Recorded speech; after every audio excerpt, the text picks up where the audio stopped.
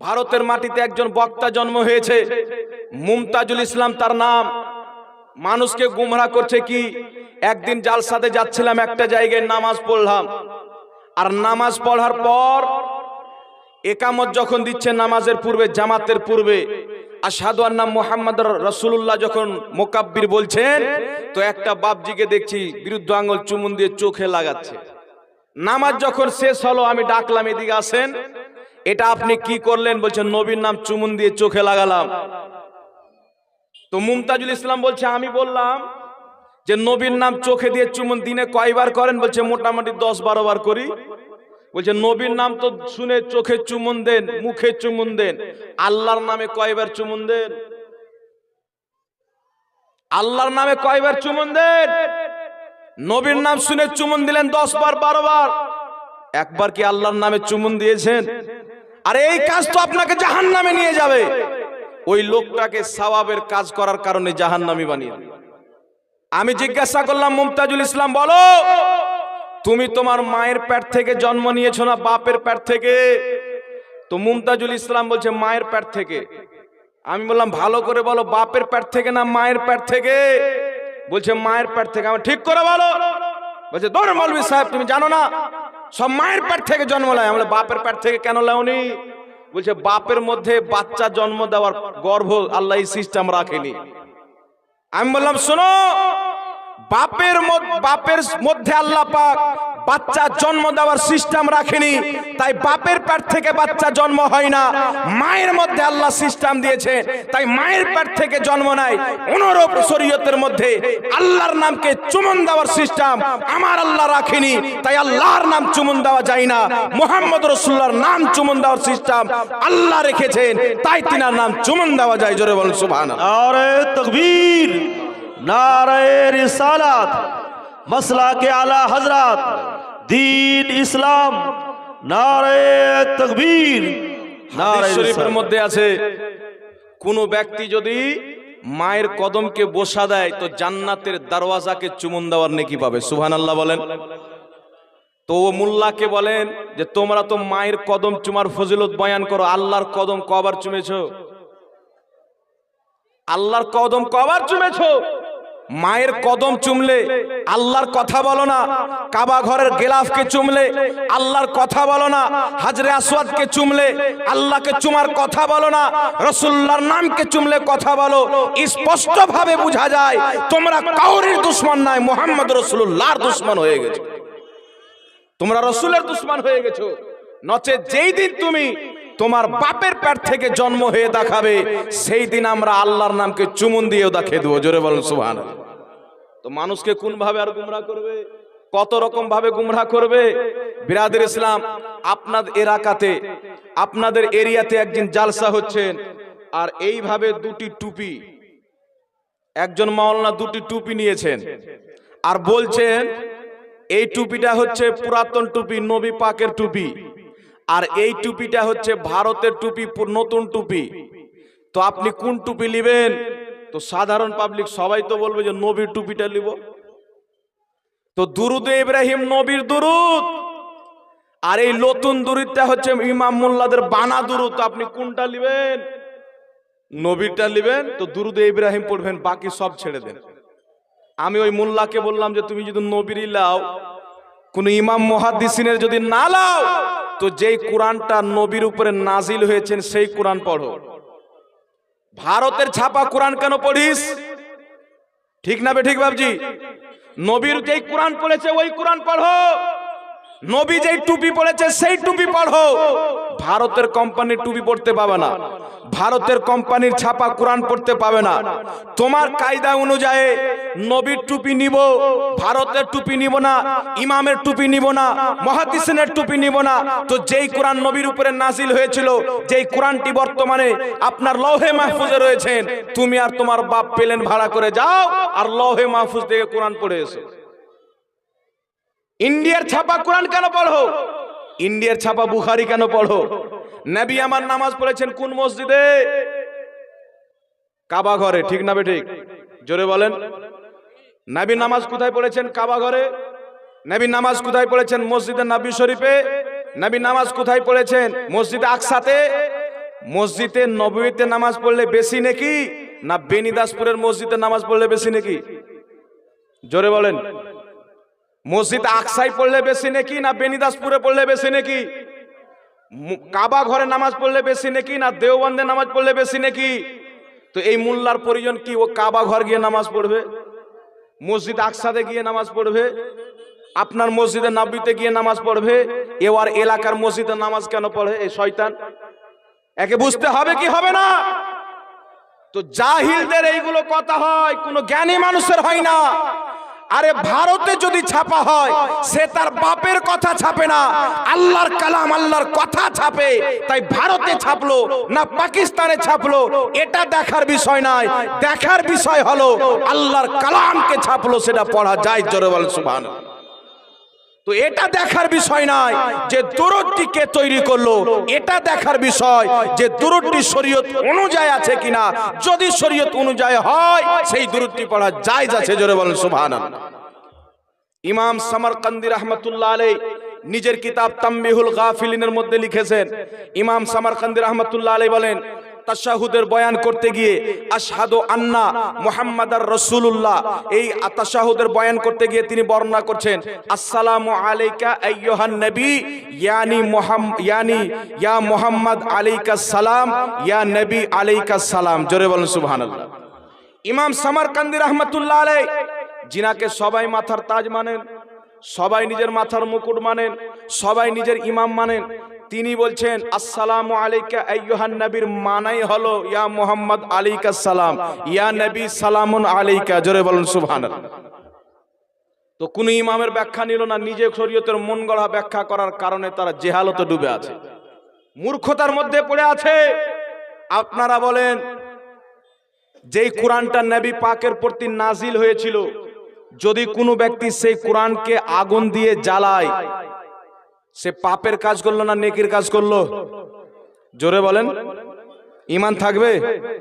আর ভারতে যে কোরআনটা ছাপলো, যদি কোনো ভারতীয় ব্যক্তি ওই কোরআনটাকে যদি ঘৃণা করে, জ্বালায়, হারাম বলেন নাজায়েজ বলে, তার ঈমান থাকবে? গুনাহ হবে না নেকি হবে? তো যেটা নবী পাক দুরূদ দিয়েছেন সেটার বেয়াদবি করলে তো ঈমান যাবে।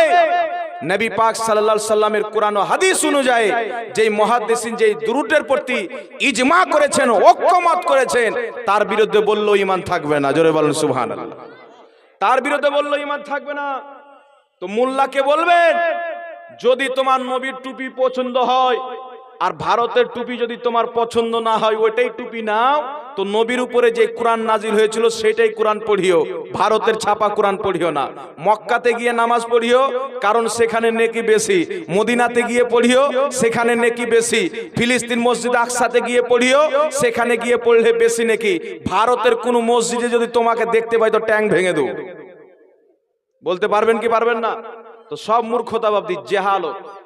এদের মতন জাহিল আল্লাহর কসম খেয়ে বলি এই জমিনের মাটিতে কেউ নাই। আবু জেহেল এদের চাইতে ছোট জাহিল ছিল। এত বড় এরা জাহিল, জানার সত্ত্বেও হাদিসকে লুকায়, জানার সত্ত্বেও ইমামদের কথাকে লুকায়, জানার সত্ত্বেও শরীয়তকে লুকায়, আর নিজের মতলবের যেইগুলো আয়াত, নিজের মতলবের যেইগুলো হাদিস, সেইগুলো হাদিসকে ব্যবহার করে আল্লাহ রসুলের শরীয়তের মধ্যে তারা লুকায়িত করে, তাহরিফ করে। যেমন ইহুদিদের পাদ্রীরা নবী মুস্তাফার শানকে লুকিয়ে মুসা নবীর শানকে বাড়িয়ে বাড়িয়ে বলতো, যেখানে নবীর শান দেখতো কলম চালিয়ে দিত, আয়াতটি মিটিয়ে দিত। তাই এখন পর্যন্ত বাইবেল দেখবেন, ওই বাইবেলের মধ্যে অনেক তাহরিফ করে দিয়েছেন, কিন্তু বাইবেল এক জামানাতে যার নাম ইনজিল ছিল, আসমানি কিতাব আল্লাহর কালাম ছিল, কিন্তু তাদের পাদ্রীরা তাকে বদলে দিয়েছেন। সেই রকম ভাবে তারা ইসলামের বিষয়কে ঢাকে, ইসলামের বিষয়কে লুকায়।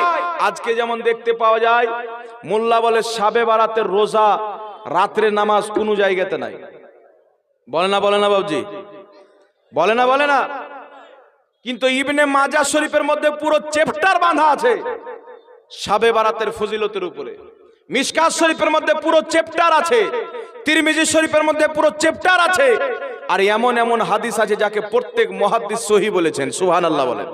নবী পাক বলছেন যখন শাবান মাসের অর্ধেক দিন চলে যাবে, 15 তারিখ চলে আসবে, 14 তারিখ গিয়ে রাত, ওই রাতে ওই দিনের বেলা তোমরা রোজা রাখো, রাতের বেলা কিয়াম করো, এই কাজটি যদি তোমরা করতে পারো আল্লাহ তোমাদের জীবনের সব গুনাহ ক্ষমা করে দিবে। জোরে বলেন সুবহানাল্লাহ। কিন্তু মোল্লা কি করে বলে কোন এরকম জাল হাদিসও নাই, জাল হাদিসও নাই বলবো আপনাকে, কিন্তু আমাদের সামনে বসার কথা বলবেন, আর কোন দিকে বাতাস বের হবে ও নিজেই খুঁজে পাবে না।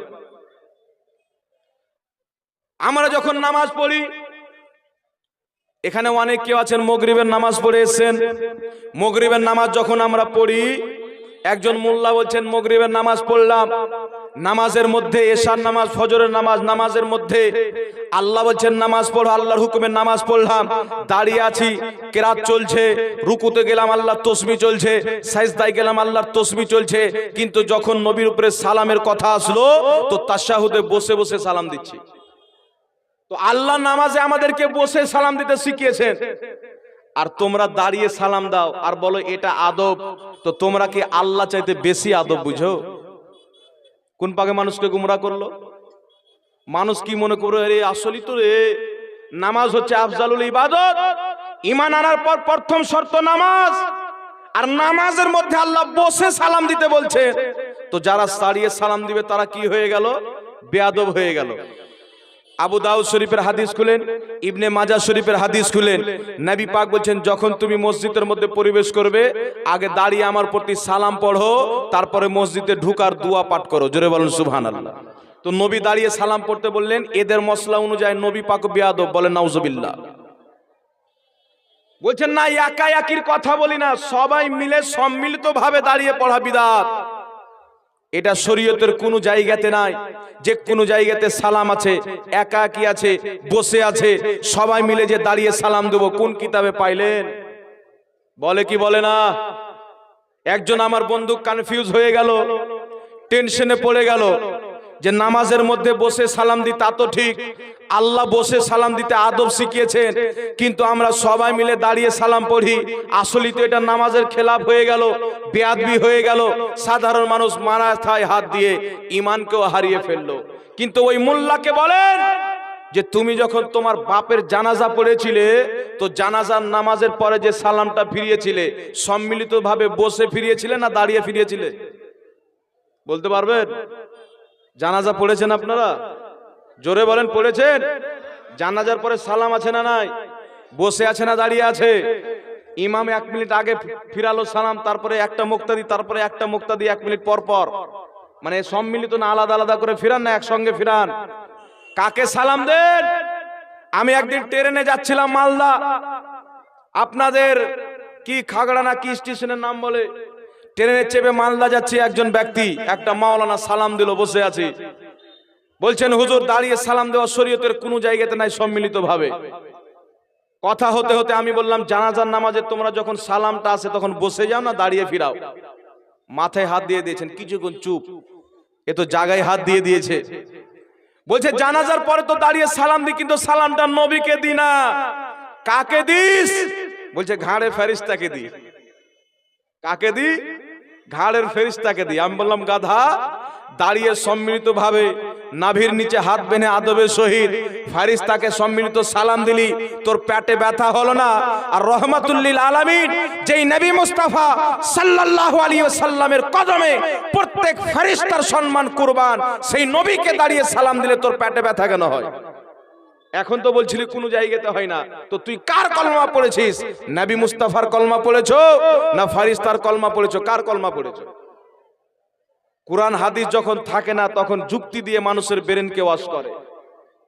বলছেন সাহাবীরা কি করেছেন? আমি বললাম সাহাবীরা তো জানাজার নামাজে দাঁড়িয়ে সালাম ফিরালছেন, স্বয়ং রাসূল পাক ফিরালছেন।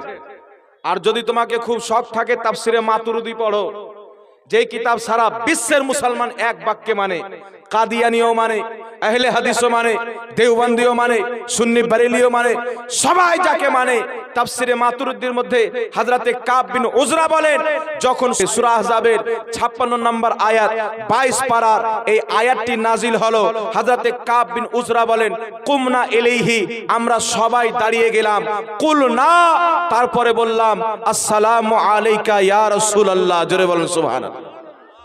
আমরা সবাই দাঁড়িয়ে নবীকে সালাম দিলাম, কোনো পেটে ব্যথা হলো না, মাথা ছিট হলো না। আর এই করে মানুষ মনে করে যে আসলে তো আমরা বিদআত কাজ করছি, নাজায়েজ কাজ করছি, ঈমানকে হারিয়ে দিল। কোনই মতে যখন হলো না, ইয়া নবী সালামু আলাইকা কোন সহি হাদিসে আছে? আমরা কোরআন এবং হাদিস থেকে দলিল নেব। আচ্ছা, ইসলামের দলিল কটি আপনারা জানেন?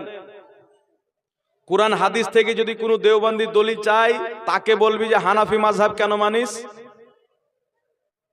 দলিল নিবের সময় কোরআন হাদিস, আর মানুষকে বুঝাচ্ছ মাযহাব মানতে হবে। তো হানাফি মাযহাব কেন মানো? তো বলবে হানাফি মাযহাব এই জন্য মানি, ইমামে আজম আবু হানিফা কোরআন হাদিস থেকে যে ব্যাখ্যা করে দিয়েছেন, আমরা সেই ব্যাখ্যাকে মানি। তো সেই ব্যাখ্যা যখন তুমি মানো, তো ওই ব্যাখ্যাকারীরা যদি ইয়া নবী সালামু আলাইকা পাঠ করে থাকে, সেটা মানবে না? মানবে না। আর যদি বলে মানবো না, তো মুনাফিকি হলো না? হলো না বাবজি?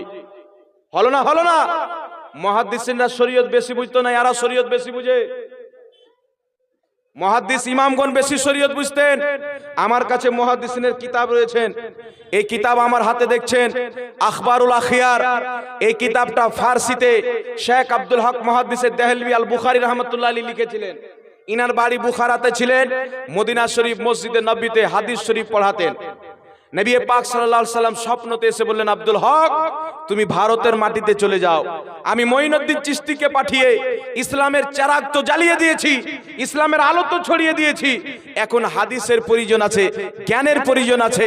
তুমি হাদিস নিয়ে গিয়ে ভারতের মানুষকে আমার হাদিসের দার্স দাও, আমার হাদিসের শিক্ষা দাও। শেখ আব্দুল হক মুহাদ্দিসে দেহলভী সর্বপ্রথম ভারতের মাটিতে ইলমে হাদিস এনেছেন। জোরে বলেন সুবহানাল্লাহ। সর্বপ্রথম কি এনেছেন? ইলমে হাদিস এনেছেন। ওয়াহাবি হাদিস পড়নেওয়ালা থাকুক, সুন্নি হাদিস পড়নেওয়ালা থাক, কাদিয়ানি হাদিস পড়নেওয়ালা থাক, সবারই সনদ শেখ আব্দুল হক মুহাদ্দিসে দেহলভীর কাছে যায়। সবাই নাকে মানে, সবাই নাকে মুহাদ্দিস বলে নিজের ইমাম বলে স্বীকার করে। ইনি এই কিতাবের মধ্যে লিখছেন, আল্লাহর কাছে দোয়া করছেন 336 পৃষ্ঠার মধ্যে, আল্লাহ আমি তোমার দরবারে দোয়া করছি, কিন্তু আমার কোন আমলের ওসিলা দিব, কোন আমলের দোহাই দিব যে আমার দোয়াকে তুমি কবুল করবে? আল্লাহ আমার প্রত্যেক আমলের নিয়তে খোট হতে পারে, প্রত্যেক আমলের ত্রুটি হতে পারে, কিন্তু ইয়ার আমার রহমিন, আমার একটি আমল তোমার দয়াতে, তোমার রহমতে এমন রয়েছে, আমাকে পুরা ভরসা আছে যে আমার সেই আমলের দোহাই দিয়ে যদি আমি দোয়া করি, আমার দোয়া কোনোদিন ফিরানো হবে না। আর আমাকে এটাও ইয়াকিন আছে যে আমার পরে হোক যারা এই আমল করার পর দোয়া করবে, এই আমলের ওসিলা দিয়ে তুমি তার দোয়া কোনোদিন ফিরিয়ে দিবে না। শেখ আব্দুল হক মুহাদ্দিসে দেহলভী বলছেন, আল্লাহ আমি যখন কোন মাহফিলে হাজির হতাম, মাহফিলের শেষে তোমার নবীর সম্মানে দাঁড়িয়ে সালাত ও সালাম পাঠ করতাম, ইয়া নবী সালাম আলাইকা পাঠ করতাম। আমাকে ইয়াকিন আছে যারা এই সালাত ও সালাম পাঠ করে তোমার দরবারে আর ওসিলায় দোয়া করবে, তুমি তার দোয়াকে কবুল করে নেবে। জোরে বলুন সুবহানাল্লাহ। এখন মুহাদ্দিসিনের মানবেন না, এই মুল্লাদের মানবেন। 2.5 লক্ষ হাদিসের হাফিজ। এখন মুল্লা কটা হাদিস জানে? আপনাদের এলাকায় যে মৌলবি আছে 3 লক্ষ হাদিস জানে নাকি? 4 লক্ষ জানে নাকি? তো এদের যদি ফাতোয়া নেন, তো সব মুহাদ্দিস জাহান্নামে চলে গেছেন, সব ওলি জাহান্নামে, সব ইমাম জাহান্নামে। আর এ মারকাতুল আলা, মায়ের পেট থেকে ওহী নিয়ে জন্ম হয়েছে, মানে এতদিনে ওদের প্রতি ওহী নাজিল হচ্ছে। এই মূর্খ মুমতাজুল ইসলামের বক্তব্য শুনলাম যে মুসলমানের দিনে, খাতনার দিনে যারা খাওয়া দাওয়া করায় হারাম কাজ করে, বলেন নাউজুবিল্লাহ। আচ্ছা, হারামকে হারাম বানানেওয়ালা, হালালকে হালাল বানানেওয়ালা কে? এ মুমতাজুল ইসলাম গাধা না আল্লাহ? কে বলেন? নবী পাক সাল্লাল্লাহু আলাইহি সাল্লাম বলেন, হালাল ওটাই যেটা আল্লাহ কোরআনে হালাল করেছেন, হারাম ওটা যেটা আল্লাহ কোরআনে হারাম করেছেন। আর যেটাকে আল্লাহ হালালও বলেনি, হারামও বলেনি, ওটা তোমাদের জন্য ক্ষমা আছে। জোরে বলেন সুবহানাল্লাহ। আর এই মোল্লা এসে কি বলছেন? মুসলমানের দিনে কেউ যদি খাওয়া দাওয়া করায়, ভোজ করায়, মানুষকে দাওয়াত দিয়ে আহার করায়, এটা হারাম হলো। এটা কোরআনের কোন আয়াতে আছে? কোন হাদিসে আছে? আজকে তার প্রতি জিবরিল আমিন ওহী নিয়ে আসলো নাকি যে হারাম বলছে? তো যেটাকে আল্লাহ হারাম বলেননি, রাসূলুল্লাহ হারাম বলেনি, সেটাকে কোনো মোল্লা যদি হারাম বলে, তো আল্লাহ রসুলের দিন প্রচার করলো না ইহুদির দিন প্রচার করলো? কার দিন প্রচার করলো? জোরে বলেন। ইহুদির দিন প্রচার করলো। আর তারপরে বলছেন মুসলমানি দিলেও কোনো অসুবিধা নাই, না দিলেও অসুবিধা নাই, কিন্তু দিতে হবে। দিলেও অসুবিধা নাই, না দিলেও অসুবিধা নাই, কিন্তু দিতে হবে। বলেন এর চাইতে বড় জাহিল দুনিয়াতে আছে? কোনটা সুন্নাতে মুআক্কাদা, কোনটা সুন্নাতে গায়র মুআক্কাদা, এটাই যদি মোল্লা না বুঝে তো স্টেজে জাতিকে কি শিক্ষা দিবে? ওর কপালে লাত আছে না নাই শয়তানের?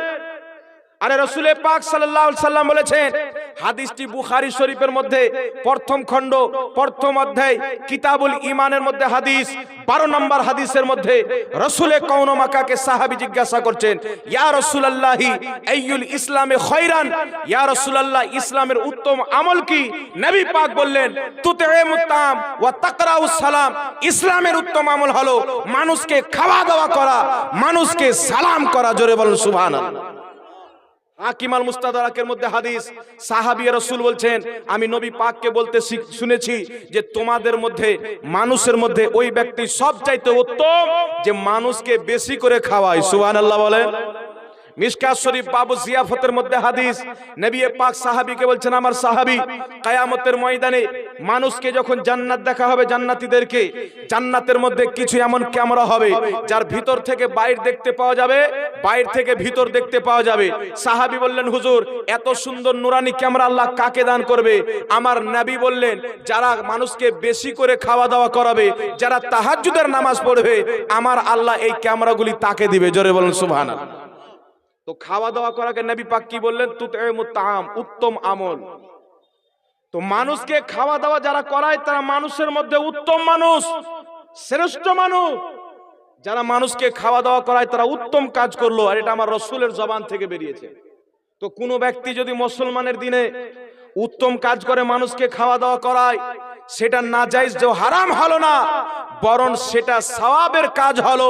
আর নবী মুস্তাফার কথা অনুযায়ী আল্লাহ তাবারক ওয়া তাআলা তাকে নেকির ভান্ডার দান করবে। জোরে বলুন সুবহানাল্লাহ। মানুষকে খাওয়া দাওয়া করানো উত্তম কাজ। মুসলমানি হলে খাওয়া দাওয়া করান, বিয়ে শাদী হলে খাওয়া দাওয়া করান, আপনার খুশি আসলে খাওয়া দাওয়া করান, দুঃখ যদি আসে মৃত্যু ব্যক্তির নামে, মৃত্যু ব্যক্তির নামেও খাওয়া দাওয়া করান। মানুষকে খাওয়া দাওয়া করানো উত্তম কাজ। যারা এই কাজটাকে পছন্দ করে, আমার আল্লাহ ও রাসূল সেই ব্যক্তিকে পছন্দ করে। জোরে বলেন সুবহানাল্লাহ। ওই ব্যক্তিকে আল্লাহ আল্লাহ রাসূল পছন্দ করে যারা মানুষকে খাওয়া দাওয়া করে। এইবার বলবে মৃত্যু ব্যক্তির নামে খাওয়া দাওয়া কোথায় আছে?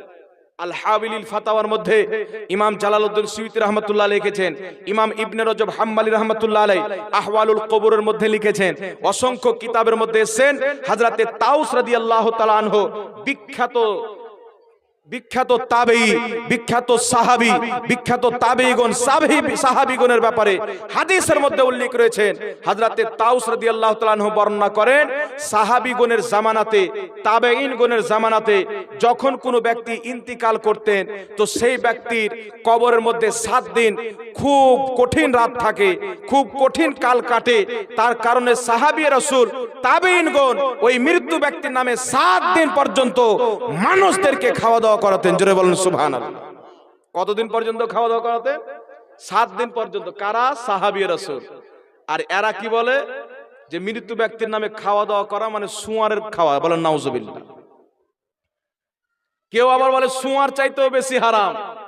আচ্ছা, সুয়ারকে কে হারাম করেছে? আল্লাহ হারাম করেছে। কে হারাম করেছে একটু জোরে বলেন। আর এই মোল্লা বলছে সুয়ার চাইতেও বেশি হারাম। তো আল্লাহ যেটাকে হারাম করেছেন ওর চাইতে বড় হারাম হয়? আর এই বলছে সুয়ার চাইতেও বেশি হারাম। তো এ নিজেকে কি বলতে চায়? আল্লাহর চাইতে বড় বলতে চায়? নাউজুবিল্লাহ মিন জালিক। এর ঈমান আছে? আল্লাহর হারামের চাইতে কেউ যদি কোনো জিনিসকে বেশি হারাম বলে, ওর ঈমানও শেষ, ওর বউ শেষ। তাই এদের মধ্যে অধিক অংশ লোক জারু সন্তান হয়। এটা আমার বাপের ফতোয়া না। আর আপনাকে বলবে কি শাবে বারাতে হালুয়া খাওয়া হারাম। শাবে বারাতে কি খাওয়া হারাম? হালুয়া খাওয়া হারাম। আচ্ছা, মুসলমান কাকে বলে? নবী পাক সাল্লাল্লাহু আলাইহি ওয়াসাল্লাম কামিল মুসলমান ওই ব্যক্তিকে বলেছেন। বুখারী শরীফের মধ্যে হাদিস, রাসূল পাক বলছেন, লা ইউমিনু আহাদুকুম হাত্তা আকুনা আহাব্বা ইলাইহি মিন ওয়ালিদিহি ওয়া ওয়ালাদিহি ওয়ান নাসি আজমাইন। রাসূল পাক বলেন, তোমাদের মধ্যে কামিল মুসলমান ইমানদার ওই ব্যক্তি যেই ব্যক্তি নিজের বাপ চাইতে বেশি, মা চাইতে বেশি, ছেলে চাইতে বেশি, মেয়ে চাইতে বেশি, ওয়ান নাসি আজমাইন, আল্লাহর সমস্ত সৃষ্টির চাইতে বেশি যে আমি রাসূলকে না ভালোবাসে, নবী বলছেন লা ইউমিনু, ইমানদার হতে পারে না। জোরে বলেন সুবহানাল্লাহ। সবচাইতে ভালোবাসা মানে কি? নবী যেটাকে ভালোবাসেন সেটাকে ভালোবাসতে হবে। নবী যেটাকে পছন্দ করেন সেটাকে যে পছন্দ করবে ওই ব্যক্তি হলো মুসলমান। নবীর খাবারকে কেউ যদি হারাম বলে সে মুসলমান না, বরং সে মুসলিম রূপে আবু জেহেলের সন্তান। এবার আমরা যখন দেখছি নবী পাক কি কি ভালোবেসেছিলেন। ইমাম মালিক রাহমাতুল্লাহ আলাইহি উনি একজন বাদশার বাড়িতে গেলেন। তো বাদশার বাড়িতে যখন ঢুকলেন, বিশাল বড় রাজত্ব, বিশাল বড় মহল। ইমাম মালিক ঢুকলেন, উনার সামনে বিরিয়ানি, পোলাও, বিভিন্ন রকমের খাবার। ইমাম মালিক রাহমাতুল্লাহ আলাইহি দেখছেন একটি বাটিতে সবজি রয়েছেন, যে সবজিকে আপনারা লাউ বলেন। লাউ বুঝেন তো? লাউ বলেন। তো ইমাম মালিক রাহমাতুল্লাহ আলাইহি মাংসতে হাত দিলেন না, বিরিয়ানিতে হাত দিলেন না, লাউ খেলেন। বাদশা বলছেন, হুজুর আপনি জামানার এত বড় ইমাম মুজতাহিদ, আপনি এই লাউকে পছন্দ করলেন এত সুন্দর সুন্দর খাবার থাকতে? ইমাম মালিক রাহমাতুল্লাহ আলাইহি বললেন, শুনো, এই লাউ আমার নবী ভালোবাসতেন। সুবহানাল্লাহ বলেন। আমার নবী ভালোবাসতেন, তাই আমি লাউকে পছন্দ করি, কারণ আমি আমার রাসূলকে মহব্বত করি। জোরে বলেন সুবহানাল্লাহ। বাদশা বলল, আমি তো লাউ আমাকে ভালো লাগে না, আমি লাউকে ঘৃণা করি। ইমাম মালিক রাহমাতুল্লাহ আলাইহি বললেন, শুনো, তুমি যেই কথা বললে, তুমি যদি বাদশা না থাকতে আমি ইমামে মালিক এখনই তোমাকে হত্যা করে দিতাম। জোরে বলেন সুবহানাল্লাহ। আমরা যখন দেখি হাদিস শরীফের মধ্যে রাসূলে কাউন মাক্কা সাল্লাল্লাহু তাআলা আলাইহি ওয়াসাল্লাম এই হালুয়ার ব্যাপারে কি বলেছেন। মানুষের ব্যথা হয়, বলে হালুয়া খান, জানুয়ারিতে খান, ফেব্রুয়ারিতে খান, মহরমে খান, সাফারে খান, রবিউল আউয়ালে খান, রবিউল আখিরে খান, কিন্তু শাবে বারাতের দিনে খাওয়া বিদআত। বলে কি বলে না বাবজি? শাবে বারাতের দিনে খাওয়া কি বিদআত এবং নাজায়েজ। এবার আমি আপনাদেরকে বলি, নবী পাক সাল্লাল্লাহু আলাইহি সাল্লাম হালুয়াকে কত ভালোবাসতেন। নবী পাক সাল্লাল্লাহু আলাইহি সাল্লামের ভালোবাসা জিনিসকে কেউ যদি নাজায়েজ মনে করে, হারাম মনে করে, ও নবীর দিওয়ানা, ও মুসলমান। কাকে মুসলমান বলে? রাসূল যেটাকে পছন্দ করেছেন সেটাকে চোখ বন্ধ করে পছন্দ করবে। রাসূলে পাক যেটাকে ঘৃণা করেছেন সেটাকে চোখ বন্ধ করে ঘৃণা করবে। এরই নাম ঈমান। জোরে বলেন সুবহানাল্লাহ। আল্লাহ বলছেন, আমার রাসূল যেটা তোমাদেরকে দেয় নিয়ে নাও, আর আমার রাসূল যেটা থেকে তোমাদেরকে বিরত থাকতে বলে দূরে থাকো, ছেড়ে দাও তাকে। নবী পাক সাল্লাল্লাহু আলাইহি ওয়াসাল্লামের যখন আমরা হাদিস পড়ি, সুনানুদ দারমি হাদিস নাম্বার 2119, তিরমিজি শরীফ হাদিস নাম্বার 1831, আবু দাউদ শরীফ হাদিস নাম্বার 3715, মুসলিম শরীফ হাদিস নাম্বার 1474, বুখারী শরীফ হাদিস নাম্বার 6972, বুখারী শরীফ হাদিস নাম্বার 5599, বুখারী শরীফ হাদিস নাম্বার 4431। একটু জোরে বলুন সুবহানাল্লাহ।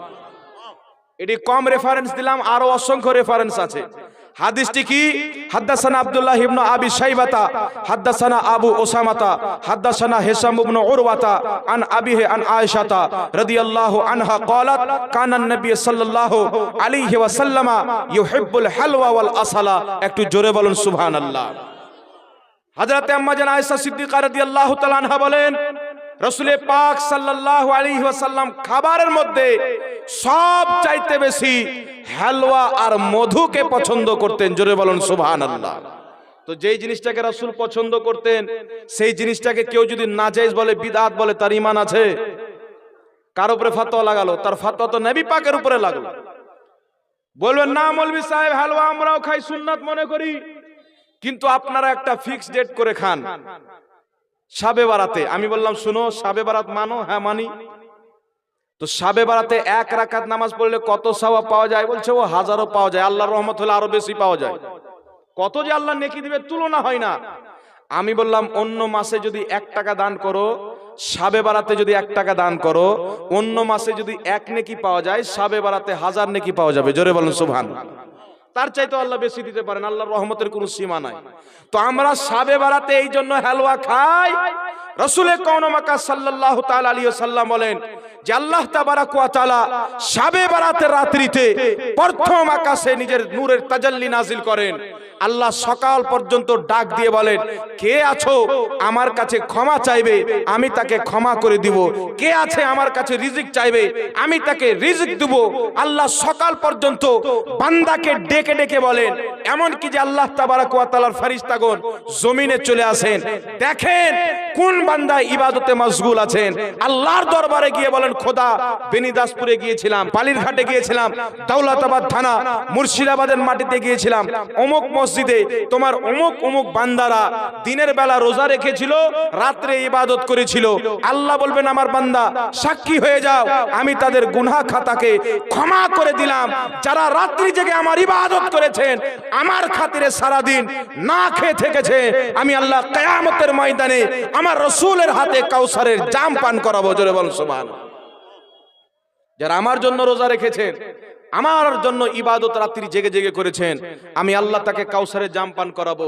এমনি সময় ফেরেশতা বলবেন, আল্লাহ কিছু লোক ছিল যারা খাবার তৈরি করেছিল, দিনে তো রোজা রেখেছিল, রাতে তো ইবাদত করেছিল, কিন্তু খাবার যেটা তৈরি করেছিল সেটাও তোমার নবীর সুন্নাত। জোরে বলেন সুবহানাল্লাহ। হালুয়া তৈরি করেছিল, রুটি তৈরি করেছিল, হালুয়াও তোমার নবী মোহাব্বত করতেন, ভালোবাসতেন, রুটিকেও ভালোবাসতেন। আল্লাহ বলছেন, তারা আমার নবীকে না দেখে এত মোহাব্বত করে যে খাবার পর্যন্ত আমার নবীর পছন্দ খাবার খাও, আমি তাদেরকে কিয়ামতে কাউসারের জাম পান করাবো। জোরে বলেন সুবহানাল্লাহ। আমি বললাম, অন্য দিনে যদি তুমি নবীর পছন্দ খাবার খাও তবুও নেকি, শাবে বারাতে খাও তবুও নেকি। অন্য দিনে যদি কম নেকি থাকে, শাবে বারাতে বেশি নেকি পাওয়া যাবে। তাই শাবে বারাতে ফুকাহায়ে কেরাম, উলামায়ে কেরাম হালুয়া রুটি খাওয়ার ব্যবস্থা করতে বলেছেন। নবীর সুন্নাত খাবার তৈরি করো, কারণ এই রাত্রিতে আল্লাহর অশেষ মেহেরবানি বান্দার উপরে নাজিল হয়। জোরে বলেন সুবহানাল্লাহ। তো নবী পাক সাল্লাল্লাহু আলাইহি ওয়াসাল্লাম যেটা খেয়েছেন, ওই খাবারটা খাওয়া নাজায়েজ না জায়েজ? নবীর সুন্নাত নেকি পাবেন, কিন্তু মোল্লা করবে হুজুর সুন্নাত ঠিক, কিন্তু ডেট ফিক্স করে খান। নবী তো ডেট ফিক্স করেননি, সাহাবী তো ডেট ফিক্স করেননি। আমি বললাম, যেটা সাহাবী ডেট ফিক্স করেননি, ওটা যদি ডেট ফিক্স না করা হয়, এই বদমাইশ বলো, তোমার মাদ্রাসায় তুমি জালসা করো, হেমবেল ছাপাও, অমুক তারিখ 7 জানুয়ারিতে 2023-এ অমুক মাদ্রাসার জালসা, এটা কোন সাহাবী ডেট ফিক্স করেছিল? কোন সাহাবী ডেট ফিক্স করেছিল? তোমারটা তুমি জায়েজ বানিয়ে নিলা, আর নবীর সুন্নাতটাকে তুমি নাজায়েজ বানাচ্ছ। পেট পূজারি করিও না। নবী পাক যেটাকে পছন্দ করতেন সেটা ডেট করে হলেও সওয়াব, বিনা ডেট করে হলেও সওয়াব। জোরে বলেন সুবহানাল্লাহ। সেটা আবার কি করে নাজায়েজ হয়ে যায়? তো নিজের জন্য ডেট করলে কোনো সমস্যা নাই, তাকে বলবেন যদি ডেট করে নাজায়েজ হয়, তোদের মাদ্রাসার ডেট করেছিস, কোন সাহাবী ডেট করে করেছিল দেখাও।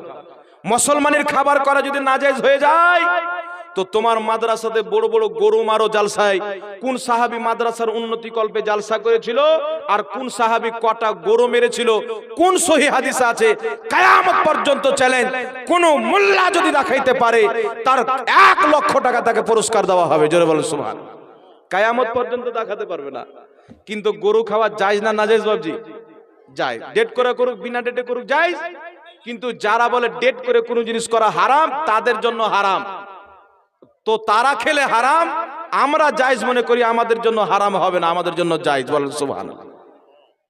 আর একটি কথা মনে রাখবেন বাবজি, দেখতে পাওয়া যায় অনেক কড়া ভাষায় মানুষকে কটূক্তি করা হয়, মানুষের ঈমানকে ধ্বংস করা হয়। কিন্তু আমি তাদেরকে বলতে চাই যে নবী পাক সাল্লাল্লাহু আলাইহি সাল্লামের মহব্বতের খাবারকে যদি ডেট করে করলে হারাম হয়ে যায়, বলবে কোন জিনিস শরীয়তে ডেট করে করা জায়েজ নাই।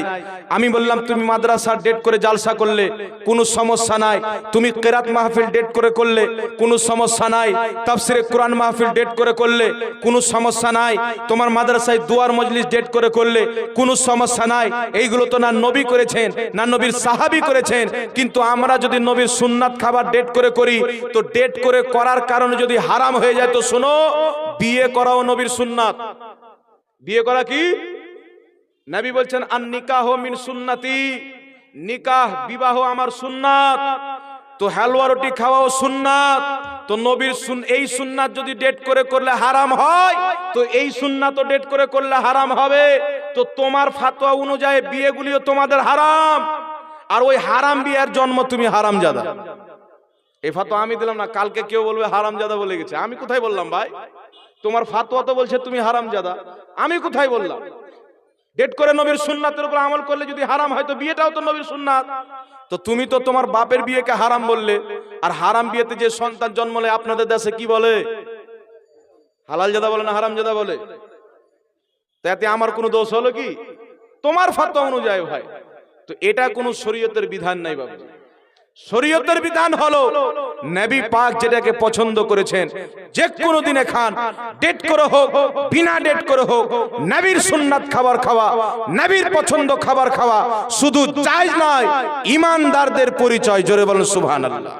ঈমানদার তাকি বলে যেটা রাসূল পছন্দ করেছেন সেটাকে পছন্দ করবে, যেটাকে রাসূল ঘৃণা করেছেন সেটাকে ঘৃণা করবেন। আর কেউ যদি নবীর পছন্দ খাবারকে ঘৃণা করে বুঝে নিতে হবে সেই ঈমানদার না, নবীর সুন্নাতকে দাফন করতে এসেছে।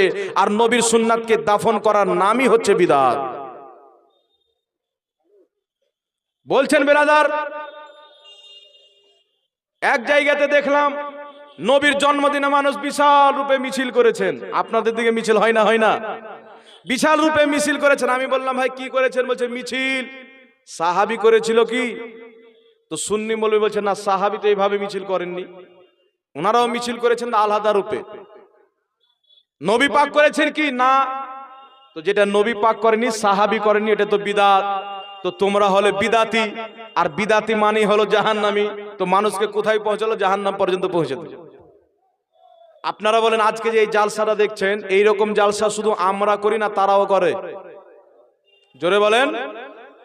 কোন সাহাবী এরকম লাইট পাল্টিং ভাড়া করে জালসা করেছেন? করেননি। তাহলে জালসা কেন বিদআত হলো না?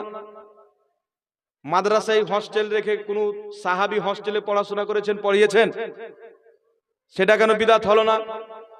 তো আমি বললাম বান্দা শুনো, যেটা সাহাবী করেননি, নবী পাক করেননি, সেটা যদি বিদআত হয় তো যেটাকে নবী পাক নিষেধ করেছেন, সাহাবী নিষেধ করেছেন, সেটা তো আরো বড় বিদআত। ঠিক না বে ঠিক? তো আমি বললাম আবু দাউদ শরীফের মধ্যে হাদিস, নবী পাক বলছেন মা উমিরতু বিতাশঈদিল মাসাজিদ, তোমরা মসজিদকে কালার করিও না, সাজাইও না, রং করিও না। হযরত আব্দুল্লাহ ইবনে আব্বাস বলেন লা তুযাখরিফুন্নাহা, মসজিদকে পাক্কি করিও না, কামা যাখরাফাতিল ইয়াহুদ ওয়ান নাসারা, যেমন ইহুদিরা নিজের ইবাদতখানাকে, নাসারারা নিজের চার্চখানাকে পাক্কি করে, তোমরা মসজিদকে পাক্কি করিও না। নবী পাক বলছেন পাক্কি মসজিদ তৈরি করা কি? কিয়ামতের নিশানি।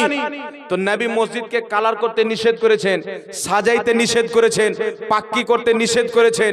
তো নবী যেটাকে নিষেধ করেছেন সেটা তো বেশি বড় বিদআত হওয়া উচিত। ঠিক না বে ঠিক বাবজি?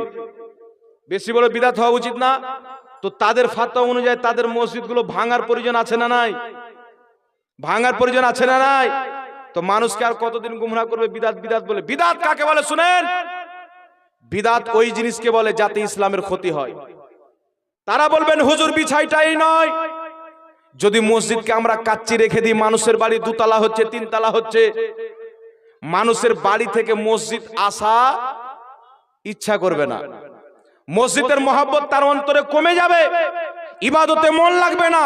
পাংখা যদি না থাকে তো মুসাল্লি কমে যায়। রমজান মাস যখন আসবে, 30টি রোজা, 10 দিন পাংখা চালান, 10 দিন বন্ধ রাখেন, দেখবেন নামাজি কমে যাবে, মুসাল্লি কমে যাবে। তো বলছেন বর্তমান জামানাতে আমরা মসজিদ এই জন্য সাজাই, বর্তমান জামানাতে মসজিদ এই জন্য পাক্কি করি, এসি লাগাই, পাংখা লাগাই, যেন মানুষ নামাজের দিকে চলে আসে।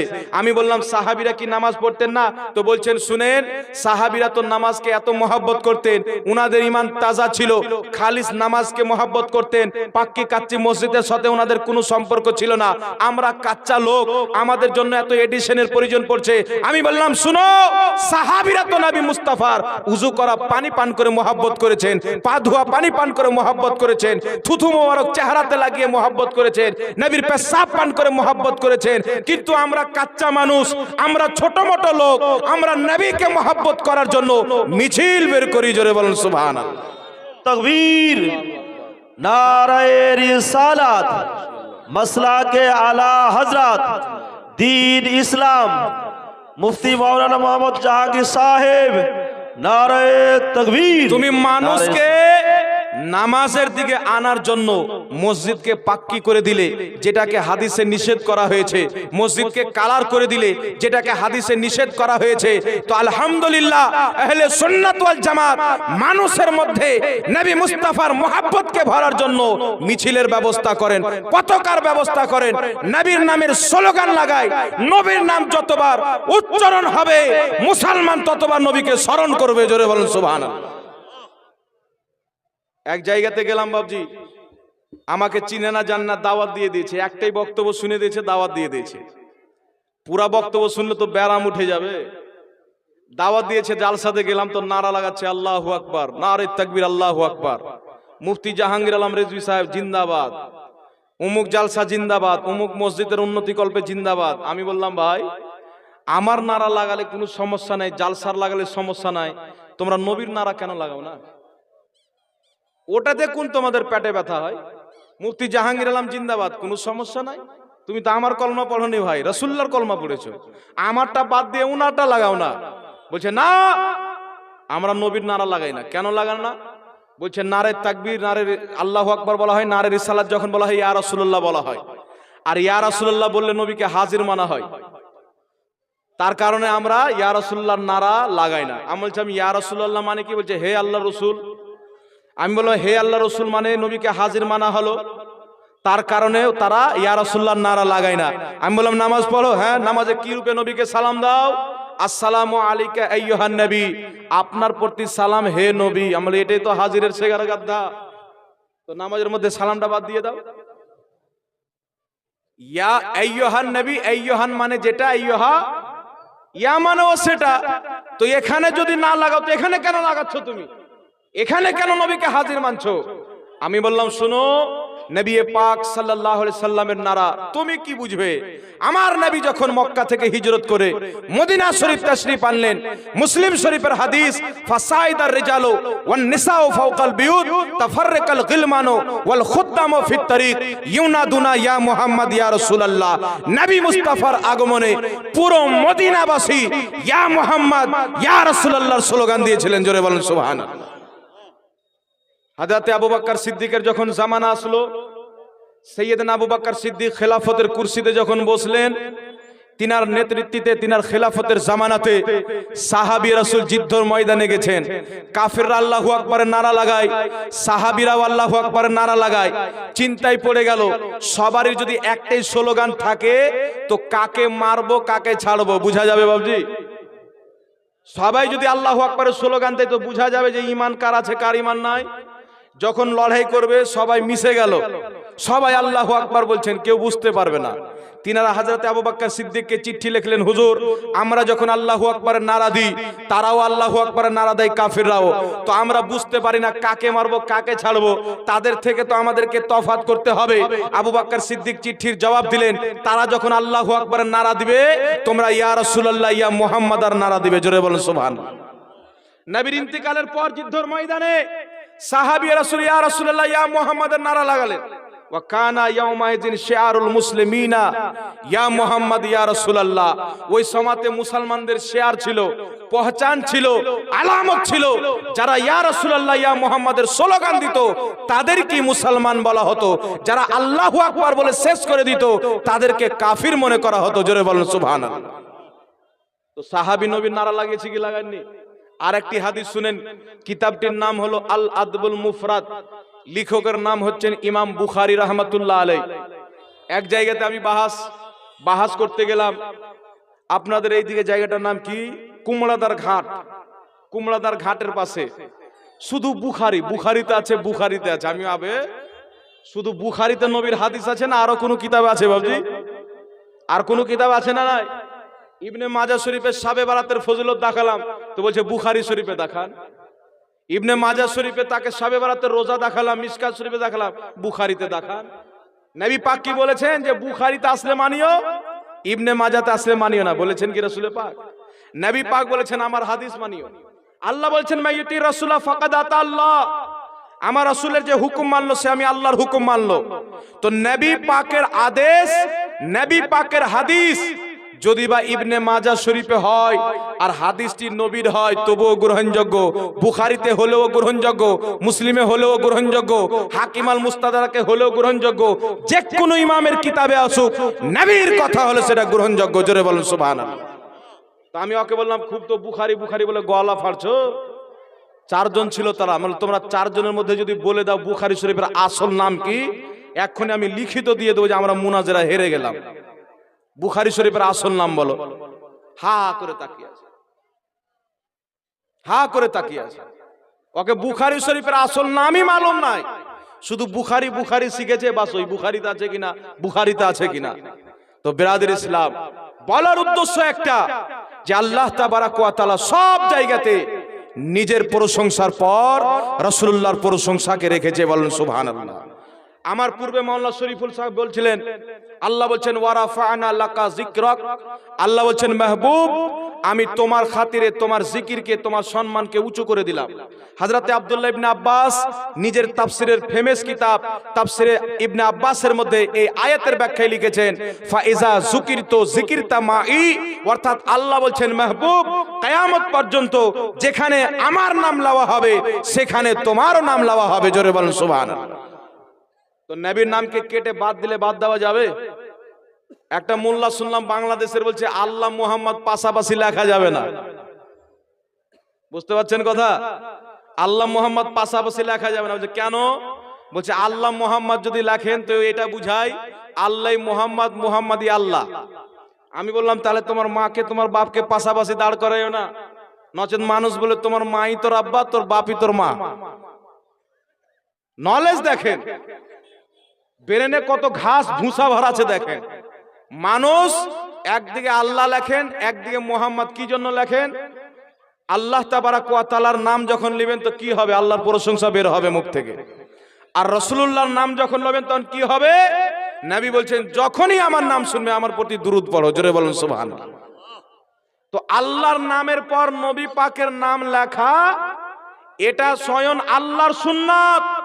হাকিম আল মুস্তাদরাক হাদিস নম্বর 4229 এর মধ্যে আল্লাহ তাবারাক ওয়া তাআলা বলছেন আমি যখন আরশকে প্রথম পানির উপরে সৃষ্টি করলাম আরশ কাঁপতে আরম্ভ করলো। কি করতে আরম্ভ করলো? কাঁপতে আরম্ভ করলো। ওই সময়তে আমি আল্লাহ আরশের গেটে লিখে দিলাম লা ইলাহা ইল্লাল্লাহ মুহাম্মাদুর রাসূলুল্লাহ।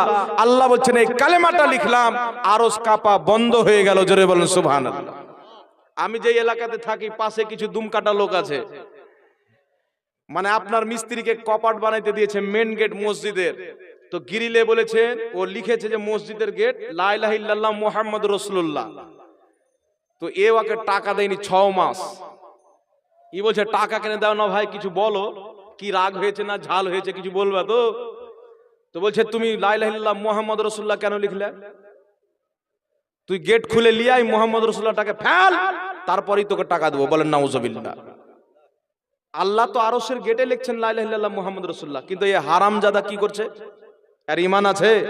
আপনারা কি মনে করলেন নামাজ পড়লে ঈমানদার হয়ে গেল, রোজা রাখলে ঈমানদার হয়ে গেল? আল্লাহর কসম খেয়ে বলি যারা বলে লা ইলাহা ইল্লাল্লাহ মুহাম্মদ রাসূলুল্লাহ পাশাপাশি লেখা যাবে না, তাদের ঈমান নাই, পাকা বেঈমান।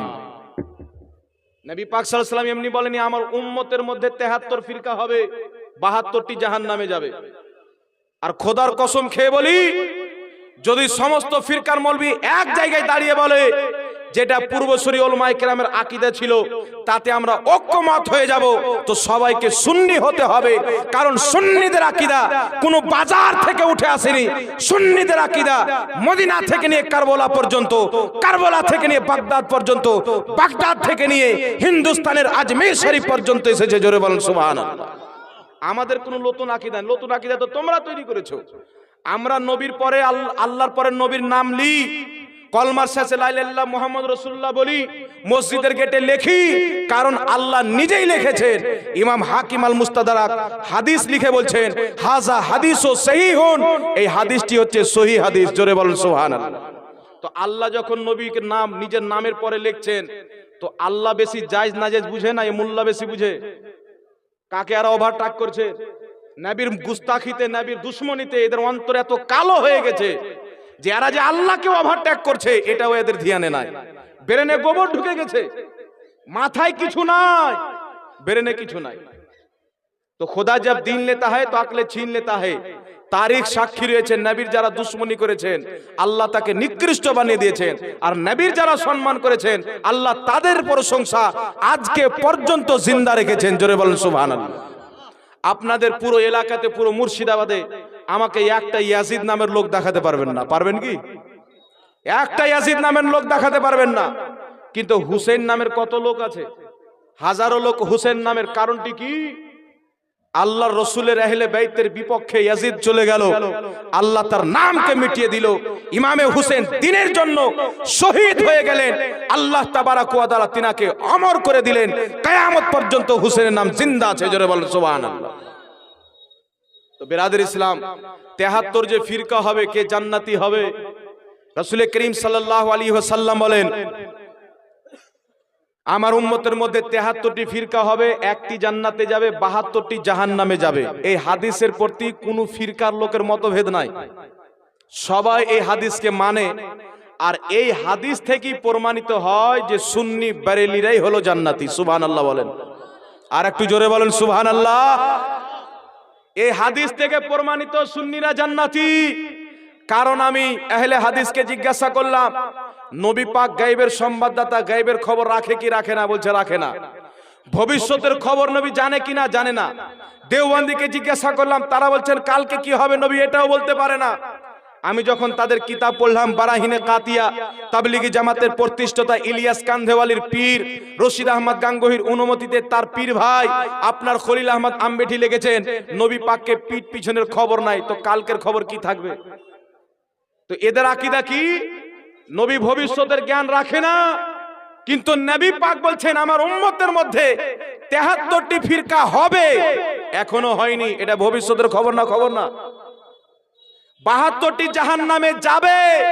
কটি দল জাহান্নামে যাবে আমার নবী এটা ভবিষ্যতের খবর জানে কি জানে না? এটা গায়বের সংবাদদাতা হলো কি হলো না? এটা গায়ব না? গায়ব না। তো এই হাদিস থেকে বোঝা যায় আহলে সুন্নাত ওয়াল জামাত হানাফি বেরেলিরা হলো জান্নাতি। জোরে বলেন সুবহানাল্লাহ। নাম যা বলে, রাসূল পাক সাল্লাল্লাহু আলাইহি ওয়াসাল্লাম ভবিষ্যতের জ্ঞান জানতেন, এটা সুন্নিদের আকীদা। আল্লাহ ইলমে গায়েব দিয়েছিলেন, এটা সুন্নিদের আকীদা।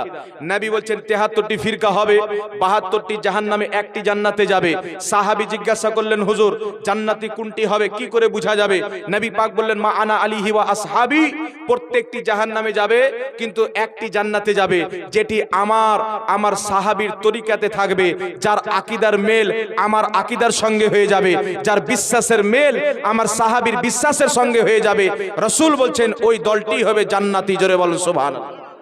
আমরা যখন সাহাবীর বিশ্বাসকে দেখি, ইমাম কাসতালানী রাহমাতুল্লাহ আলাইহি মাওয়াহিবুল লাদুনিয়ার মধ্যে লিখছেন, কাদ ইশতাহারা ওয়া ইনতাশারা আমরুহু সাল্লাল্লাহু আলাইহি ওয়াসাল্লাম বাইনা আসহাবিহি বিল ইত্তিলা'i আলাল গায়ব। হযরতে ইমাম কাসতালানী বলছেন প্রত্যেক সাহাবীর আকীদা ছিল, প্রত্যেক সাহাবীর বিশ্বাস ছিল যে আল্লাহ তাবারাক ওয়া তাআলা আমাদের নবীকে অসংখ্য গায়বের খাজানা দান করেছেন। জোরে বলেন সুবহানাল্লাহ। তো সাহাবীর আকীদা নবী গায়েব জানেন, আহলে হাদিসকে বলেন নবী গায়েব জানে না, আল্লাহ ছাড়া কেউ গায়েব জানে না। কিন্তু এই বন্ধুরা এটা বলে না যে আল্লাহ যাকে গায়েব জানিয়ে দেয় আল্লাহর জানাতে জানে। জোরে বলেন সুবহানাল্লাহ। তো আল্লাহ আমাদের নবীকে গায়েব জানিয়েছেন 72 ফিরকা জাহান্নামে হবে, একটি জান্নাতে যাবে। শুধু তাই নয়, কে কে জান্নাতে যাবে আমার নবী তার নামও জানে, তার বাপেরও নাম জানে, তার বংশের পরিচয় জানে। জোরে বলেন সুবহানাল্লাহ। বিরাদর ইসলাম, মনে রাখবেন রাসূল পাক সাল্লাল্লাহু আলাইহি সাল্লামের মহব্বত যেই জিনিসের আসল আছে, ফাতাওয়া শামীর মধ্যে আছে, প্রত্যেক জিনিসের আসল হলো জায়েজ। প্রত্যেক জিনিসের আসল কি? জায়েজ। প্রত্যেক জিনিসের আসল খুঁজতে হবে। আমি দাঁড়ালাম কার জন্য? নবীর সম্মানে। কোরআন যদি পড়েন আল্লাহ বলছেন ওয়া তুআজ্জিরুহু ওয়া তুআক্কিরুহু, আমার নবীর খুব সম্মান করো, খুব তাজিম ও তাওকির করো। নবীর সম্মানে দাঁড়ালাম, তার আসল কোরআন পাকের মধ্যে আছে। জোরে বলেন সুবহানাল্লাহ। হাদিস শরীফের মধ্যে আছে, সাহাবী বলেন, মিশকাত শরীফ বাবু মা জাআ ফিল কিয়ামের মধ্যে, আবু দাউদ শরীফ কিতাবুল আদাব বাবু মা জাআ ফিল কিয়ামের মধ্যে রাসূল কাউন মাক্কার সাহাবী বলছেন, নবী পাক যখন আমাদের মজলিসে উপস্থিত থাকতেন, নবী আমার যখন শেষে যেতে লাগতেন, কুমনা কিয়ামা, আমরা সবাই নবীর সম্মানে দাঁড়িয়ে যেতাম, যতক্ষণ পর্যন্ত নবী পাক নিজের স্ত্রীর হুজরাতে না প্রবেশ করতেন, আমরা সকল সাহাবী নবীর সম্মানে দাঁড়িয়ে থাকতাম। জোরে বলেন সুবহানাল্লাহ। তো নবীর জন্য সাহাবী দাঁড়িয়েছেন, এখান থেকে উলামায়ে কেরাম ইস্তেমবাদ করে কিয়ামকে জায়েজ বলেছেন। দেওবন্দীদের কিতাব আল মুহান্নাদ আলাল মুফান্নাদ পৃষ্ঠা নাম্বার 71, দেওবন্দীদের 26 জন বড় বড় মৌলবীর সিগনেচার রয়েছেন, আশরাফ আলী থানভী সহ, তারা ওই কিতাবের মধ্যে লিখেছেন নবীর সম্মানে দাঁড়িয়ে সালাত ও সালাম পাঠ করা, সম্মিলিতভাবে কিয়াম করা, অসংখ্য ইমাম এই কাজটিকে মুস্তাহাসান ও সওয়াবের কাজ বলেছেন। এই কাজের মধ্যে কোনো খারাপ কাজ নাই, জোরে বলেন সুবহানাল্লাহ। তাদের বাপ দাদার কিতাবের মধ্যে আছে, তারা নিজের বাপেরও কিতাবকে মানবে না, মুহাদ্দিসিনকেও মানবে না, ইমামকেও মানবে না, যেটা তার ব্রেনে গোবর ভরা হয়েছে মাদ্রাসায় সেটাকে শিখাবে, সেটাই মানবে। নবী পাক সাল্লাল্লাহু আলাইহি সাল্লামের হাদিস, যখন বাচ্চা জন্ম নেয় মুসলমান হয়ে জন্ম নেয়। কি হয়ে জন্ম নেয়? একটু জোরে বলেন। প্রত্যেক বাচ্চা মুসলমান হয়ে জন্ম নেয়, ছেলে হোক বা মেয়ে হোক। মা বাপের কালচারে তাকে, ইহুদির বাড়ি জন্ম নিলে মা বাপের কালচার ইহুদি বানিয়ে দেয়, খ্রিস্টানের বাড়ি জন্ম নিলে মা বাপের কালচার তাকে খ্রিস্টান বানিয়ে দেয়, মুসলমানের বাড়িতে জন্ম হলে মা বাপের কালচার পেয়ে মুসলমানই থাকে। তো সেই রকম এদের মাদ্রাসায় যখন তালবে ইলমকে পড়ানো হয় তো সর্বপ্রথম বিসমিল্লাহও শিখায় না, আগে বলে কায়াম হারাম, নবী মাটির তৈরি, হালুয়া রুটি হারাম, উমুক হারাম, ধুমুক হারাম, এটি তার ব্রেনে আগে ভরে। নবী লিখতে জানতেন না, পড়তে জানতেন না, এটি তার আগে ভরে। আর কত বড় তুররাম খা চলে এসেছে, আজকে এসে বলছেন নবী পড়তে জান না, জোরে বলেন নাউজুবিল্লাহ। ইমাম কাজী এয়াজ রাহমাতুল্লাহ আলাইহি শেফা শরীফের মধ্যে লিখেছেন, মালকি মাযহাবের ইমাম যাকে সবাই মানেন, তিনি শেফা শরীফের মধ্যে লেখেন, হযরতে আমিরে মুআবিয়া রাদিয়াল্লাহু তাআলা আনহু কাতিবে ওহী ছিলেন, নবী পাকের প্রতি ওহী নাজিল হতেন, নবী বলতেন, হযরতে আমিরে মুআবিয়া লিখতেন, আমার নবী তাকে শিখিয়ে দিচ্ছেন, মুআবিয়া তুমি মিমটাকে এমন ভাবে লেখো যেন তার মুখটা, মিমটা যেন অন্ধ না হয়ে যায়, তার মধ্যে যেন ফুটা থাকে। রহমানটাকে সুন্দর করে লেখো, বাটাকে, বিসমিল্লাহর বাটাকে এমন ভাবে লেখো যেন বায়ের শোষাটুকু মিলে না যায়, ফুটো থাকে। প্রত্যেকটি শব্দ আমিরে মুআবিয়াকে আমার নবী লিখতে শিখালেন, জোরে বলেন সুবহানাল্লাহ। তো নবীর আক্ষরিক জ্ঞান না থাকলে শিখাইতে পারতো? নবীর আক্ষরিক জ্ঞান না থাকলে শিখাতে পারতেন? বুখারী শরীফ সুলহে হুদাইবিয়ার বিশাল লম্বা হাদিস, ইহুদিদের সঙ্গে যখন চুক্তিপত্র লেখা হলো, আমার রাসূল সাল্লাল্লাহু আলাইহি সাল্লাম সিগনেচার করলেন মুহাম্মাদুর রাসূলুল্লাহ। ইহুদিরা যখন চুক্তিপত্রকে হাতে নিল, বলল, আমরা তো আপনাকে রাসূল হিসাবে মানি না, যদি আপনাকে রাসূল মানতাম আমাদের তো ঝগড়াই থাকতো না, চুক্তিপত্রর প্রয়োজনই পড়তো না, এটাকে কাটান, আপনার নাম লেখেন। নবী বললেন, আলী এটাকে কাটিয়ে আমার নামটা লিখে দাও। হযরতে আলী বললেন, আল্লাহ, আল্লাহর কসম হুজুর, আপনাকে তো আমি রাসূল মানি, আপনার নাম কি করে কাটাবো? নবী পাক সাল্লাল্লাহু আলাইহি ওয়াসাল্লাম তিনার হাত থেকে কাগজটাকে নিলেন, ফামাজা, এবং ওই মুহাম্মদ রাসূলুল্লাহটাকে কাটালেন, ফাকাতাবা মুহাম্মদ ইবনে আব্দুল্লাহ। নবী পাক তারপর লিখলেন মুহাম্মদ ইবনে আব্দুল্লাহ, জোরে বলেন সুবহানাল্লাহ। নিজেই নবী পাক সিগনেচার করেছেন, বুখারীর হাদিস। আর মোল্লা কি বলে, নবী লিখতে জানতেন না, পড়তে জানতেন না। তোমাদের নবী হবে যে মরে মাটির সাথে মিশিয়ে গেছেন, কবরে মরা, লিখতে জানতেন না, পড়তে জানতেন না, কিছুই করতে পারে না। আর যারা সুন্নিদের নবী, যে রাসূলকে আল্লাহ নির্বাচিত করে পাঠিয়েছেন, ওই নবী লিখতেও জানতেন, পড়তেও জানতেন, জোরে বলেন সুবহানাল্লাহ। ওই রাসূল যদি ইশারা করে দিতেন, গাছ গাছালি লিখতে আরম্ভ করতো। রাসূল যদি ইশারা করতেন, যেমন চন্দ্র দুই টুকরা হয়েছিল, পাথরও কাকর লিখতে আরম্ভ করতো, জোরে বলেন সুবহানাল্লাহ। এটা মুসলমানদের নবী না যে লিখতে পড়তে জানে না, ইহুদিদের নবী হতে পারে, মুসলমানদের নবী না। তোমরা কোন নবীর প্রতি ঈমান নিয়ে এসেছো? কোন নবীকে মানো? আরে নবীর জ্ঞানের তুলনা করো। মাজমাউই জাওয়াইদের মধ্যে রাসূল পাক বলেন, শুনো, আল্লাহ সমগ্র জগৎকে আমার সামনে করে দিয়েছেন, কিয়ামত পর্যন্ত যা হবে আমি রাসূল এমন ভাবে দেখি, কাফি হাজিহি, যেমন হাতের থাবা দেখতে পাওয়া যায়, জোরে বলেন সুবহানাল্লাহ। আমরা এখানে কি করছি, কিয়ামত পর্যন্ত কি ঘটবে কি ঘটে না, রাসূল পাক হাতের থাবার মতন পরিষ্কার দেখতে পায়।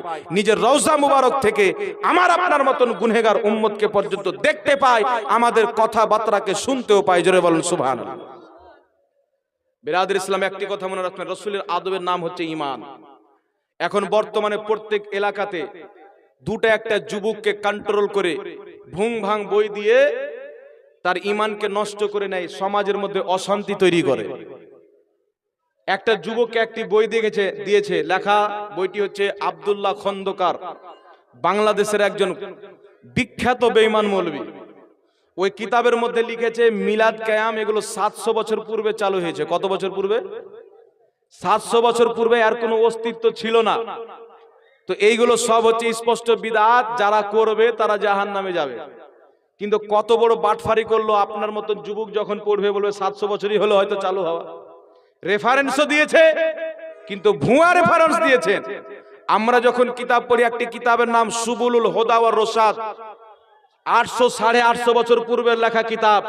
ওই কিতাবের মধ্যে লেখা আছে প্রত্যেক ইমামের ঐক্যমত, ইজমা, যে নবীর মিলাদ পালন করা, মিলাদের শেষে দাঁড়িয়ে কায়াম করে সালাত ও সালাম পাঠ করা, প্রত্যেক ইমামের ঐক্যমত, এটা হচ্ছে মুস্তাহাব। জোরে বলুন সুবহানাল্লাহ। প্রত্যেক বড় বড় ইমাম তো বলছেন মুস্তাহাব, আর আজকের মোল্লা তাদেরকে ওভারটেক করে নিজের ঈমানকে নষ্ট করছেন। ব্রাদার, আকাবিরিনদেরকে মানাই হচ্ছে নাজাতের পর নাজাত প্রাপ্ত দলের পরিচয়। কারণ নবী পাক সাল্লাল্লাহু আলাইহি সাল্লাম বলেন, কিয়ামতের পূর্বে এমন এমন মৌলবি বের হবে, এমন এমন লোক বের হবে, এমন এমন বক্তব্য রাখবে, নিজে পথভ্রষ্ট থাকবে, অপরকে পথভ্রষ্ট করবে। রাসূল পাককে সাহাবী বলছেন, হুজুর ঈমান কি করে বাঁচাবো? নবী পাক সাল্লাল্লাহু আলাইহি সাল্লাম বললেন, যারা সব চাইতে সংখ্যায় বেশি থাকবে, বড় জামাত থাকবে, তাদের সঙ্গী হয়ে যাবে। জোরে বলুন সুবহানাল্লাহ। ওই টাইমে কি করবেন? বর্তমান জামানাতে যেমন অনেক ফিতনা, এই টাইমে আপনি কি করবেন? নবী পাক বলছেন, যে দলটি বড় ওই দলের মধ্যেই থাকবে। সুবহানাল্লাহ বলেন। আপনি রিসার্চ করেন, পাকিস্তানের মাটিতে আপনার মোটামুটি 22 কোটি মুসলমানের মধ্যে 14 কোটি মুসলমান সুন্নি বেরেলি। জোরে বলেন সুবহানাল্লাহ। বাংলাদেশের মধ্যে 14 কোটি মুসলমানের মধ্যে 8 কোটি কত লক্ষ মুসলমান সুন্নি বেরেলি। জোরে বলেন সুবহানাল্লাহ। ভারতের মধ্যে 40 কোটি মুসলমানের মধ্যে আপনার 27 থেকে 28 কোটি মুসলমান সুন্নি বেরেলি। জোরে বলেন সুবহানাল্লাহ। তুর্কির মধ্যে যান, সব সুন্নি বেরেলি। ইয়ামানের মধ্যে যান, শাম দেশের মধ্যে যান, জামে আজহার মিশরে যান, জামে আজহার মিশরের প্রত্যেকটা শিক্ষক সুন্নি বেরেলি। জোরে বলেন সুবহানাল্লাহ। তারা সবাই মিলাদুন নবী পালন করে, সবাই কায়াম করে। সাহাবী বললেন, হুজুর যদি তাদেরই দল বেশি বড় হয়ে যায়, 72টি জাহান্নামী হবে, তাদেরই দল যদি বেশি বড় হয়ে যায়, নবী পাক বললেন, আকাবিরদের দামান ধরে রাখিও। সুবহানাল্লাহ বলেন। তোমাদের পূর্বের ইমামগণ যেই আকীদার প্রতি কায়েম ছিল, সেই আকীদাকে ধরে রাখিও, তবেই তোমরা নাজাত প্রাপ্ত হবে। যুগে যুগে মোল্লা বের হবে, কুরআন থেকে দলিল দিবে, হাদিস থেকে রেফারেন্স দিয়ে তোমার ঈমানকে নষ্ট করে দিবে, কিন্তু তারা কুরআনের সঠিক ব্যাখ্যা করবে না। একটা আয়াতকে নিবে, আরেকটাকে বাদ দিয়ে দিবে। যেমন আপনাদের সম্মুখে আমি উদাহরণ দিই, আল্লাহ কুরআন পাকের মধ্যে বলেছেন, জমিন আসমানে যা আছে আল্লাহ ব্যতীত কেউ গায়েব জানে না। এই আয়াত নিয়ে মোল্লারা প্রমাণ করতে চায় যে নবীও গায়েব জানে না। বলেন নাউজুবিল্লাহ। আয়াত তো আছে কোরআনে। আপনার সামনে যদি এই আয়াতটাকে দিয়ে দেওয়া হয়, জমিন আসমানে যা আছে আল্লাহ ব্যতীত কেউ গায়েব জানেন, আপনি কি করবেন? আপনি তো বলবেন কোরআনের আয়াত, একে তো মানতেই হবে। কিন্তু আল্লাহ যে অন্য জায়গাতে বলেছেন, সূরা জিনের মধ্যে, আলিমুল গায়বি ফালা ইযহিরু আলা গায়বিহি আহাদান ইল্লা মান ইরতাদা মির রাসূল। আল্লাহ বলছেন, আমি গায়েব জাননেওয়ালা, কাউকে নিজের গায়েবের প্রতি ক্ষমতামান করি না, ইল্লা মান ইরতাদা মির রাসূল, কিন্তু নিজের মনোনীত রাসূলগণ ব্যতীত আমি যে রাসূলের প্রতি রাজি হয়ে যাই, তাকে গায়েবের প্রতি ক্ষমতামান করে দিই। জোরে বলেন সুবহানাল্লাহ। এই আয়াত তো আপনি জানেন না, ঈমান হারিয়ে ফেললেন। তো বিরাদর ইসলাম মনে রাখবেন, কোরআন অর্ধেক তারা মানে, অর্ধেক মানে না। হাদিস অর্ধেক মানে, অর্ধেক মানে না। শাবে বারাতের ফজিলতের উপরে অসংখ্য হাদিস ইবনে মাজাহ শরীফে, তিরমিজি শরীফে, শোয়েবুল ইমানে, সহিহ ইবনে হিব্বানে, বিভিন্ন কিতাব মিশকাত শরীফে রয়েছেন, কিন্তু এই হাদিসগুলো থাকতেও তারা মানবে না। বাপদাদা যেটা ব্রেনে ভরে দিয়েছেন সেটাই তারা মগজে নিয়ে ঘুরে বেড়ায়, কিন্তু বাপদাদার কথা মানলে হবে না। নবী মুস্তাফা সাল্লাল্লাহু আলাইহি ওয়াসাল্লামের দ্বীনের ব্যাখ্যা যেটা ইমাম মুহাদ্দিসিন করেছেন, সেটা মানার নামই হচ্ছে ইসলাম। জোরে বলেন সুবহানাল্লাহ।